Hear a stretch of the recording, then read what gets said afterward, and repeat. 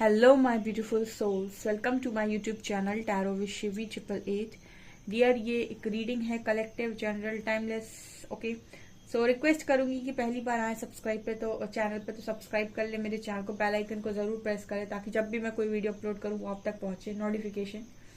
चलिए, आज आपका टॉपिक ये लेते हैं कि आपके जो पर्सन है आपकी खामोशी को कितना समझ पाते हैं. कोई व्यक्ति आपके मौन को समझ ले, उससे गहरा कोई रिश्ता नहीं होता है. ठीक है, तो देखते हैं कि आपकी खामोशी को पढ़ना इस पर्सन को कितना क्या क्या कैसा पढ़ सकते हैं. Let's see.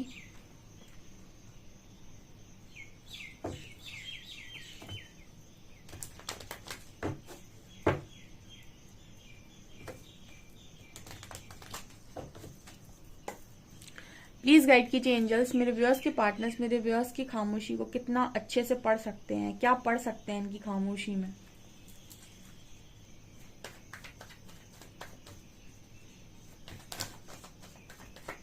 ये भी देखते हैं कि वो आपकी खामोशी को प्यार समझते हैं या गुस्सा या नफरत.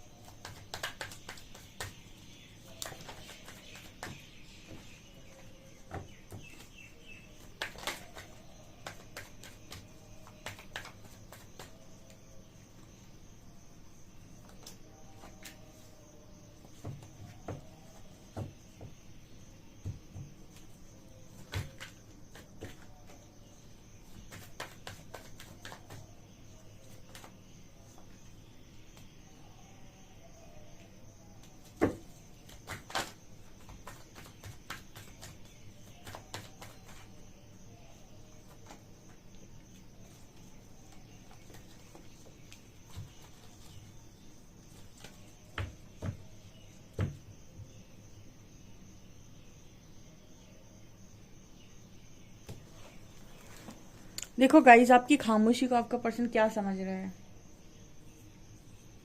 अभी खामोशी में पहली चीज आपके पर्सन ये समझ रहे हैं कि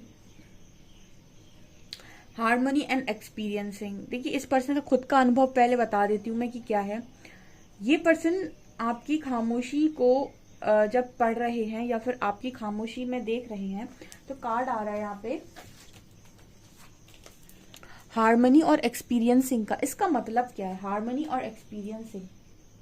देखिए गाइज, जब आप किसी के साथ खामोश होते हैं तो आप ये पाएंगे कि आपको पता चलेगा कि आपका सामने वाले के साथ रिश्ता कितना गहरा है. आपको उसकी याद आती है या नहीं, आप उसे कितना समझ पाते हैं नहीं, आप उसको देखकर कितना पढ़ पाते हैं, आप उसकी एक पिक्चर को उसकी आंखों को देखकर कितना समझ पाते हैं. ठीक है, आपने उसकी कोई रिसेंट पिक्चर देखी इंस्टाग्राम पे या फिर कहीं भी सोशल मीडिया पे और आपने उसकी चेहरे को पढ़ लिया. आपके इस तरीके के जो अनुभव होते हैं, ठीक है, जब आप दोनों लोग साथ में होते हो ना तब आपको ये पता नहीं चलता कि आपका रिश्ता कितना गहरा है. आपको रिश्ते की गहराई तभी समझ में आएगी जब आप दोनों दूर होते हो. इसलिए भी कई बार कनेक्शन में परमात्मा कहते हैं कि जब दूरियां आती हैं ना तो वो एहसास कराती हैं कि आपका सामने वाले व्यक्ति के साथ लगाव कितना गहरा है या फिर कितने गहरा आपका रिश्ता बन चुका था जो आपने ही नोटिस नहीं किया.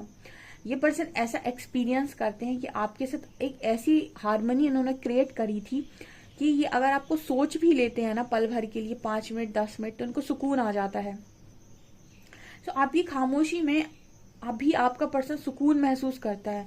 जो व्यक्ति आपसे लड़ते झगड़ते, जिसको चैन नहीं था, ब्लॉक अनब्लॉक खेलते चैन नहीं था, एक दूसरे को लगातार साथ में रह के परेशान कर रहे थे, अब क्या बोलते, दूर रहकर भी एक दूसरे की खामोशी को सुन पा रहे हैं और ये देख पा रहे हैं कि जो व्यक्ति दूर है, जिससे कोई बात नहीं हो रही है, जिससे बिल्कुल कम बात हो रही है, उसकी यादें जितना सुकून दे रही हैं उतना सुकून तो इस दुनिया में जो भी चीजें आसपास है वो नहीं दे रही हैं।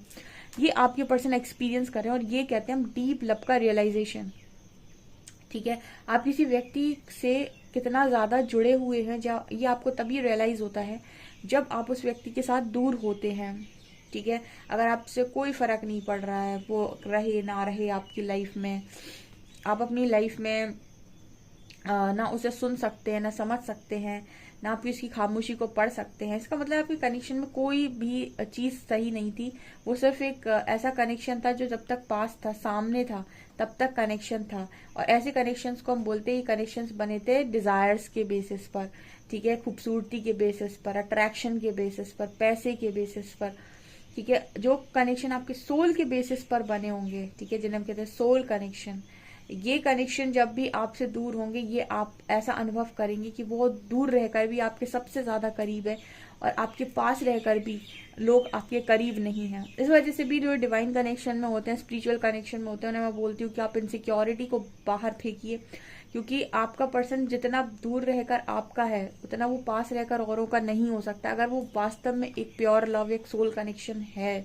ठीक है, क्योंकि उसको कोई भी ऐसी चीज जो बाहरी दिखावे की अट्रैक्शन है वो उसको पसंद नहीं आएगा। वो जब भी आंख बंद करेगा तो आपके बारे में सोचेगा। ठीक है ना। अब मैं दुनिया में कई बार लोगों को बोलते हुए देखा होगा कि पसंद तो हर कोई आ जाता है, मोहब्बत किसी एक से ही होती है। ठीक है, आपने मूवीज में भी देखा होगा, आपने रियल लाइफ में भी सुना होगा, कोई भी लड़का हो या लड़की हो, उसके मल्टीपल बॉयफ्रेंड्स हो सकते हैं, गर्लफ्रेंड्स होती हैं, लेकिन लवर एक ही होगा कोई, जिससे उसे सच में कनेक्शन स्ट्रांगली फील हुआ होगा। उसे कनेक्शन किसी के साथ फील नहीं होते।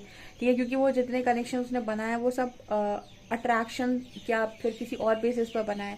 लेकिन जहाँ पर लव होगा वो एक ही होगा कोई, वो सबके साथ नहीं हो सकता है। तो ये यहाँ पर एक स्ट्रांग मैसेज आया है। तो आपकी खामोशी में एक पीस का अनुभव करना, आपकी बातें सोचकर एक पीस का अनुभव करना, एक हार्मनी को क्रिएट करना, ये पर्सन को इस तरीके के अनुभव होते हैं। आपको लेकर क्या सोच रहे हैं गाइज? आपको लेकर ऐसा सोच रहे हैं कि आप अपनी सक्सेस में बिजी हैं, काफी मैच्योर हो गए हैं।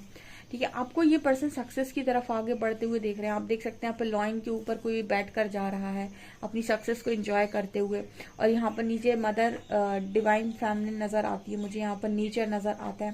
तो आप काफी मैच्योर हो गए हैं, मैच्योरिटी के साथ आप आगे बढ़ रहे हैं। ठीक है, तो आपकी पर्सन आपकी खामोशी में आपको इस तरीके से देख रहे हैं कि आप बहुत मैच्योर हो गए हैं, सक्सेसफुल बनने की राह पर हैं इस वक्त में। एंड फ्लावरिंग की एनर्जी, माँ लक्ष्मी की एनर्जी है यहाँ पर भी। मुझे ऐसा नजर आता है जब भी मैं इस कार्ड को देखती हूँ ना डियर, तो मुझे यहाँ पर एक कछुआ नजर आता है, और कछुए और खरगोश की कहानी सबने सुनी हुई है।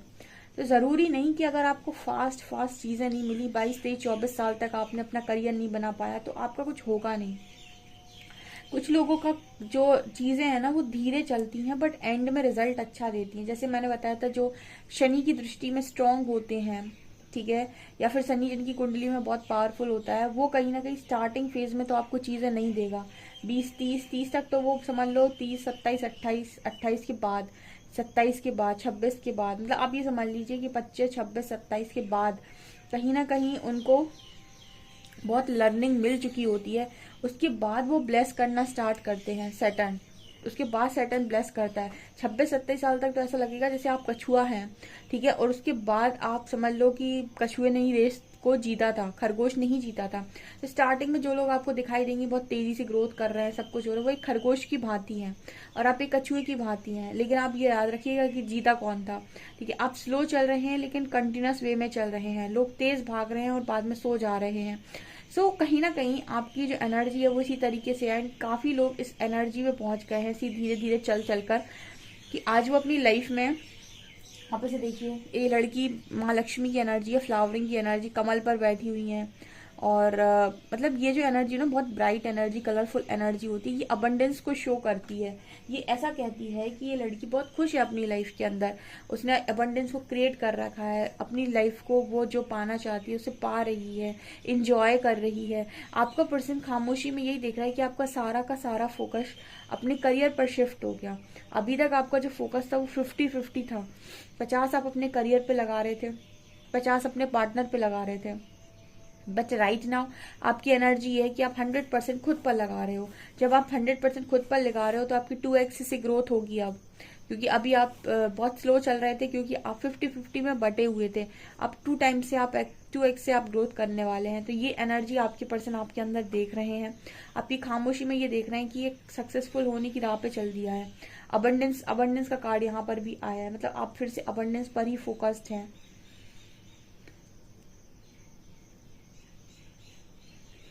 आप स्टेबिलिटी पर फोकस हैं, एंड कहीं ना कहीं आप इस वक्त में कॉम्प्रोमाइज करना नहीं चाहते।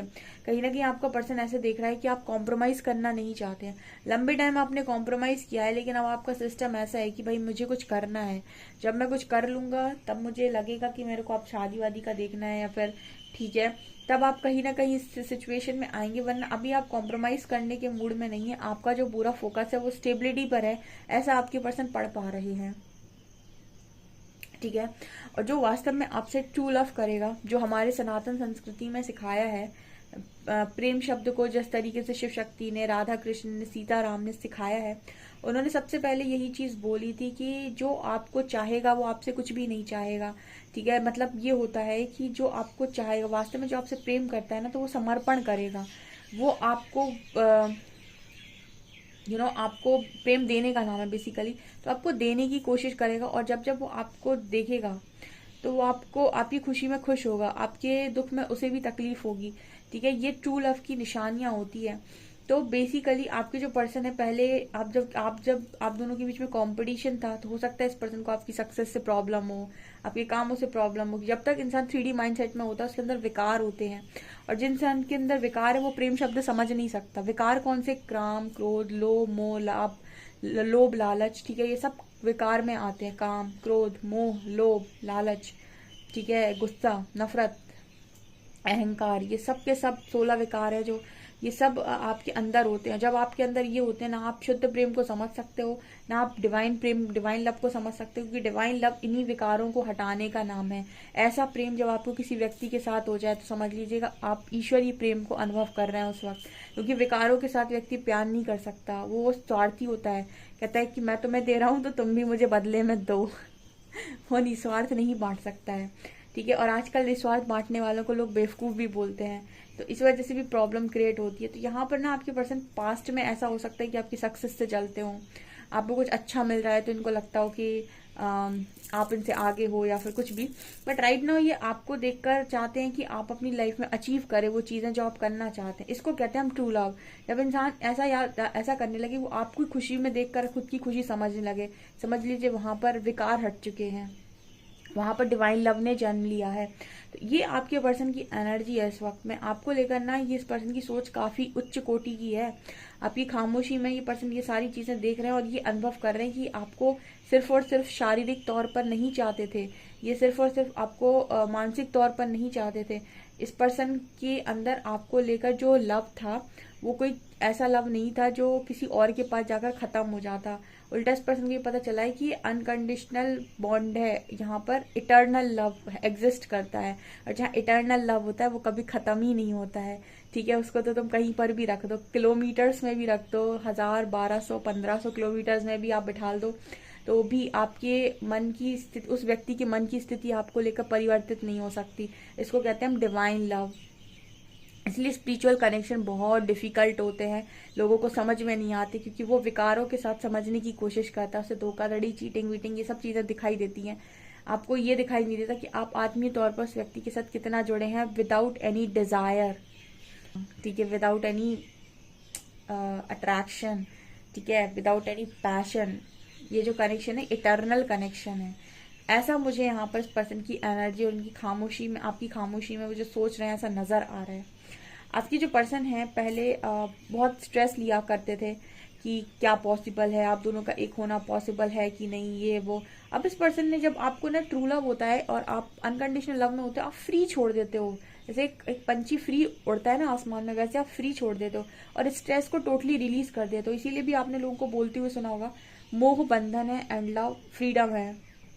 जो आपको बंधन लगे वो मोह है, वहां पर मोह है, आप छूट नहीं रहे उस व्यक्ति के साथ, आपको ऐसा लग रहा है आप बंधे हुए हैं।